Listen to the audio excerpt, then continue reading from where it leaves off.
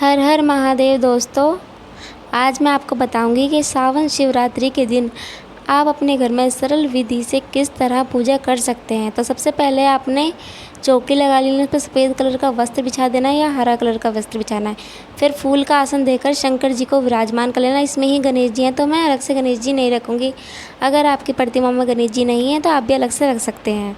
तो अब पार्वती माता को चुनरी उड़ा देंगे। अगर आपके पास चुनरी ना हो तो आप ऐसे भी विराजमान कर सकते हैं। तो मैंने चुनरी उड़ा दी है। आप सबसे पहले यहाँ पर हम एक थाली रखेंगे। थाली के अंदर हम बेलपत्र रख देंगे कुछ इस तरह से। बेलपत्र रखने के बाद हमें वहाँ पर शिवलिंग को विराजमान कर देना है। विराजमान करने के बाद हम स्नान कराना है शिवलिंग को गंगा जल से। स्नान कराने के बाद हम पंचामृत आप पहले से ही बना के रख सकते हैं। मैंने पहले से बना रखा था। कुछ इस तरह से पंचामृत से स्नान करा देंगे। अब स्नान कराने के बाद हम दोबारा से जल से स्नान कराएंगे। तो इस तरह से आप 3 बार कर सकते हैं। अगर आप मंदिर नहीं जा पा रहे हैं किसी वजह से तो आप इसी विधि से घर पर अपने पूजा कर सकते हैं शिवरात्रि के दिन। अब दिया प्रज्वलित कर लेंगे। सबसे पहले दिया जलाया जाता है तो दिया प्रज्वलित कर लेंगे हम। प्रज्वलित करने के बाद हम शिवलिंग पर चंदन का तिलक लगाएंगे कुछ इस तरह से। तो आपने कुछ इस तरह से चंदन का तिलक लगा लेना है। अब हम शंकर जी को भी चंदन का तिलक लगाएंगे और कार्तिक जी को भी तिलक लगा देंगे। अब हम माता गौरी को कुमकुम का तिलक लगाया जाता है तो हम माता गौरी को और गणेश जी को कुमकुम का तिलक लगाएंगे। तो इस तरह से आप तिलक लगा दीजिए।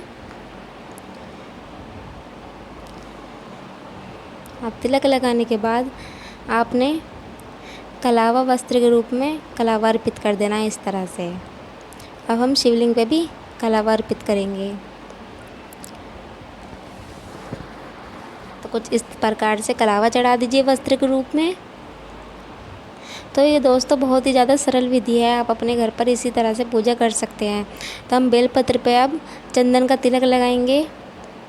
बेलपत्र खंडित ना हो, कहीं से टूटा हुआ ना हो, इस बात का ध्यान रखें। और उसकी चिकनी साइड हम शिवलिंग के ऊपर इस तरह से रखनी होती है। अब आप 1 2 कितने भी बेलपत्र चढ़ा सकते हैं, 5 7 जितने भी आपकी श्रद्धा हो। अब हम सफ़ेद फूल अर्पित करेंगे। शंकर जी को सफ़ेद फूल चढ़ाए जाते हैं तो हम सफ़ेद फूल अर्पित कर देंगे। यहाँ पर हम लाल फूल भी चढ़ा देंगे। अब हम माता गौरी को भी शंकर जी के पास भी फूल रख देंगे इस तरह से। अब अपने दिए के पास भी फूल ज़रूर रखना है दोस्तों। इस तरह से फूल रखने के बाद अब हम अक्षत चढ़ाएंगे। अक्षत भी ध्यान रखें कोई भी अक्षत टूटा हुआ ना हो, इस बात का ध्यान रखें। साफ अक्षत चढ़ाएं। अब हम संकल्प लेंगे शिवरात्रि का इस तरह से कि हे भगवान, मैं आपकी शिवरात्रि का व्रत इस लिए रख रही हूँ, अपनी कृपा मुझ पर बनाए रखें। तो संकल्प लेने के बाद आपने कपूर जला के इस तरह से आरती उतारनी है। तो इस तरह से आरती कर लेंगे कपूर जलाने के बाद। अब हम धूप दिखा देंगे इस तरह से। तो अब धूप दिखा दीजिए सभी को। अब हम माता गौरी को 2 या कितने भी 16 श्रृंगार का भी आप सामान चढ़ा सकते हैं। ज़्यादा ना हो तो 2 सामान चढ़ा दें। अब फिर या तो आप इसको दान कर दें या फिर खुद रख लें। तो यहाँ मैं खीर का भोग लगा रही हूँ, आप चाहें तो किसी भी फल का भोग लगा सकते हैं। तो यहाँ मैंने खीर का भोग लगा दिया है, आप चाहें तो फल या कोई भी मिठाई। अब हम यहाँ दक्षिणा रख देंगे। दक्षिणा रखनी बहुत ज़्यादा ज़रूरी होती है, वो हमारी पूजा में रही कमियों को पूरा करती है, इसलिए दक्षिणा ज़रूर चढ़ाएं और ये दक्षिणा बाद में किसी को दान कर दें। तो कुछ इस तरह से अब हम आरती उतार लेंगे। और इस दिन आपको 108 बार ओम नमः शिवाय मंत्र का जाप भी करना है, इस बात का ध्यान रखें। तब हाथ जोड़ लेंगे, अपनी मनोकामना पूरी करने के लिए भगवान से आशीर्वाद लेंगे।